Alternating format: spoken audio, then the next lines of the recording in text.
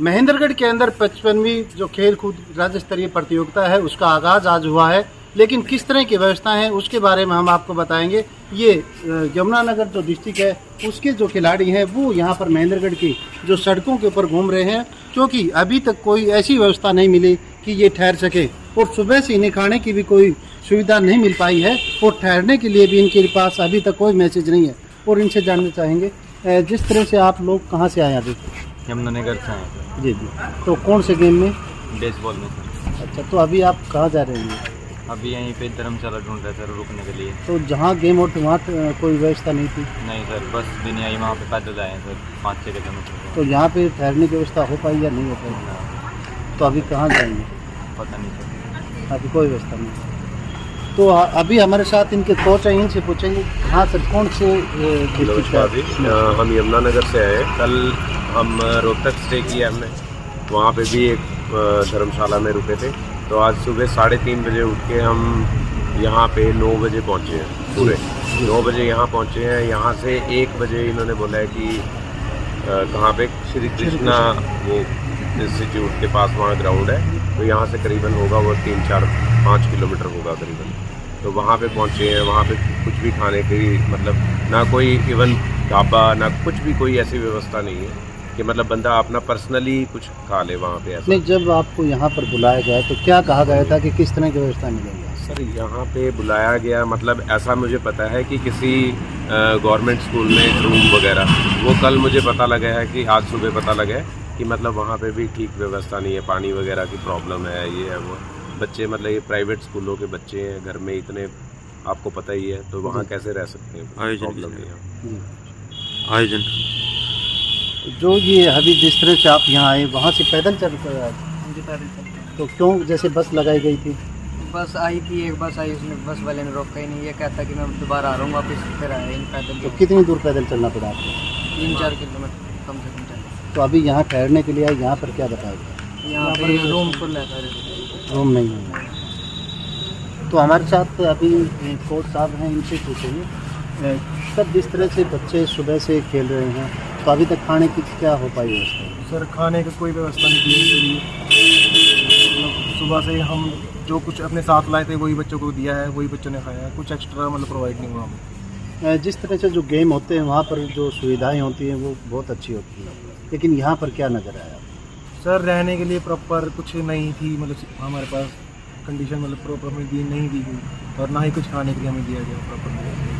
तो काफ़ी प्रॉब्लम्स आई हैं। देखो अब इतनी रात हो गई है और हम सड़क पे कैसे घूमेंगे? तो अभी कहाँ रुकेंगे? कोई अभी देखो हम धर्मशाला पे आए थे और यहाँ रूम स्कूल है कहीं और, अब देखेंगे मिलेगी या नहीं मिलेगी, अभी कुछ कंफर्म नहीं है सर। तो अभी जैसे कुछ एक और भी बच्चे हैं, इनसे हम जानना चाहेंगे। हाँ, कौन से डिस्ट्रिक्ट से आता है? यमुनानगर। तो अभी आप कहाँ ठहरने की कहाँ? इधर हम तो अभी सर बोल रहे धर्मशाला मेरे को, तो यहाँ पे रूम खुला है, जी। तो अभी आ तो जाएंगे। खाने की कोई हो पाई अभी तक? खाने की कोई व्यवस्था नहीं थी। नहीं हो पाई। जी नमस्कार सभी को। जी।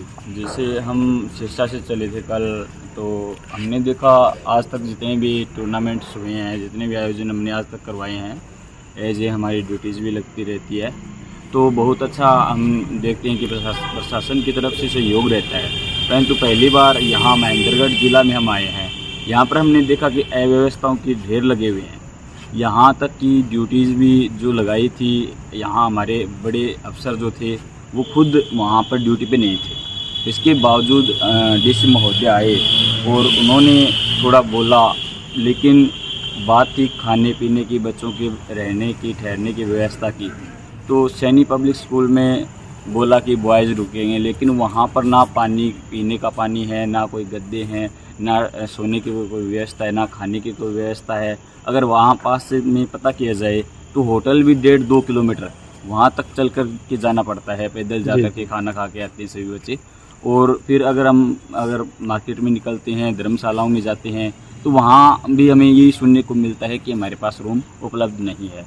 इसके साथ साथ बहुत बड़ी समस्या हमने पहले ये सुना आते ही कि लड़कियों के लिए अच्छी व्यवस्था की हुई है। यदुवंशी जो स्कूल है उसमें कार्यक्रम करवाया जा रहा है उनकी तरफ से, प्रशासन की तरफ से, बट वो एक दिखावे के लिए था।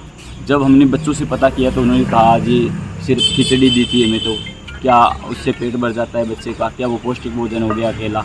उसके साथ साथ वहाँ पर भी इतना कोई बेनिफिट्स उनको नहीं दिए गए, रहने के लिए सुविधाएं नहीं दी गई। इसके साथ साथ ना ही ट्रांसपोर्ट के लिए एक बार तो उन्होंने दिखावा किया था, वो भी यदुवंशी स्कूल की तरफ से बसेस लगाई गई थी कि बसेज आपको लेकर के जाएगी, छोड़ के आएगी। अब रात को तो एक बार लेने आए थे, वहाँ तक स्कूल तक पहुँचा दिया, लेकिन उसके बाद ना कोई ट्रांसपोर्ट की सुविधा है। अब पैदल चल कर के आए, सारे स्टाफ के सदस्य भी। हम टूर्नामेंट का आयोजन करवा के हैं, पूरे दिन में पीने का पानी तक की व्यवस्था नहीं है और बड़ी मुश्किल से हमने टूर्नामेंट करवाया। मैं बिल्कुल थका हारा पैदल चल के यहाँ तक आया हूँ। अब यहाँ धर्मशाला में पहुँचा हूँ। मुझे पता है जवाब तो रात जो मिला था मेरे को वही मिलना है, फिर भी देखते हैं। रात में प्रॉपर यहाँ से जा कर के बस स्टैंड पे सोया। कल कहाँ रुके थे? बस स्टैंड पे सोया हूँ और ऊपर ना कोई व्यवस्था थी। हमारे पास सिर्फ बिछाने के लिए तौलिए थे, तो उन्हीं के सहारे हमने रात काटी। तो सोचते हैं ये रात भी ऐसे ही कट जाए। तो महेंद्रगढ़ जो जिला प्रशासन है और जो हमारा शिक्षा विभाग है, खेल विभाग है, उनकी तरफ से किसी भी प्रकार की कोई सुविधाएं खिलाड़ियों को ना कोई कर्मचारियों को कोई किसी प्रकार की सुविधाएं नहीं दी। धन्यवाद। जिस तरह से पूरे देश के अंदर जो हरियाणा के खिलाड़ी हैं उन्होंने अपना परचम लहराया है, परंतु जिस तरह से जो सुविधाएं का दावा सरकार और प्रशासन के द्वारा किया जाता है, उनकी आज पोल खिलती ही नजर आ रही है।